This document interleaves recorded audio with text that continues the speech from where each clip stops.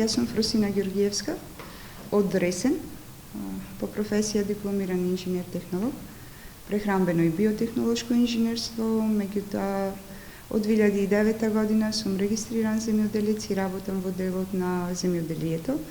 Доаѓам од Националната федерација на фармери, каде што сум долгогодишен член на управен одбор и национален координатор на мрежата на жени фармери при Националната федерација на фармери, која што е еден од партнерите на самиот проект.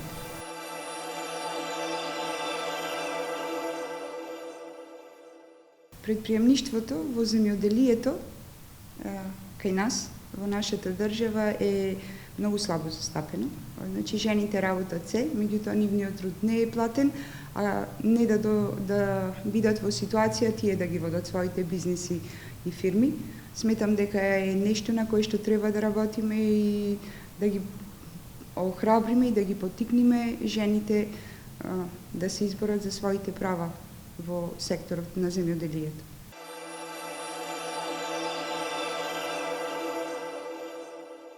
Најголеми пречки се стереотипите и традиционалните норми кои што ги имаме во нашето општество.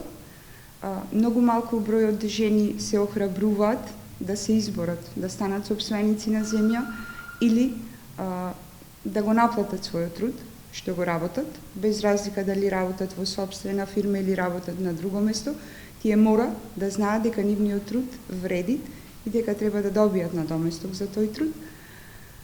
Кажав дека пречка, традиционалните бариери се дефинитивно пречка за да може жените од руралните средини да се пронајдат во секторот во кој што работат, во земјоделието.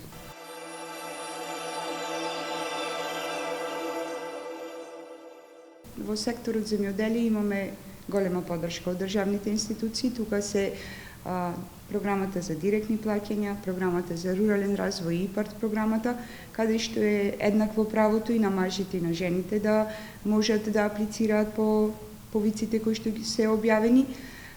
Во некои повици имаме дополнителен мотив за жените да се пријавуваат со тоа што добиваат поголем број на бодови доколку станува збор за апликација поднесена од страна на жена. И од 2019 година веќе имаме и мерка која што е директно насочена за жените од руралните средини. Тоа е мерката 115 за финансиска подршка за женски член од семејно земјоделско стопанство со 3000 евра грант.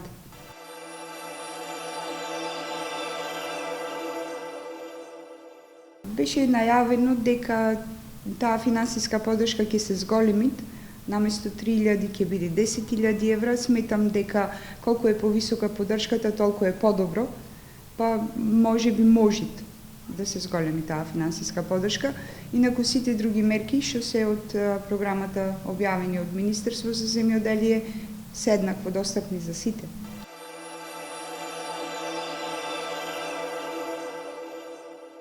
Доколку проектот допре до жените од руралните средини, очекувам дека тие ќе се охрабрат, ќе почнат повеќе да се залагаат за нивните права што ги имаат како жени од руралните средини, ќе можат да се изборат и доколку бидат истрајни и упорни во тоа што го работат, ќе имаат успех.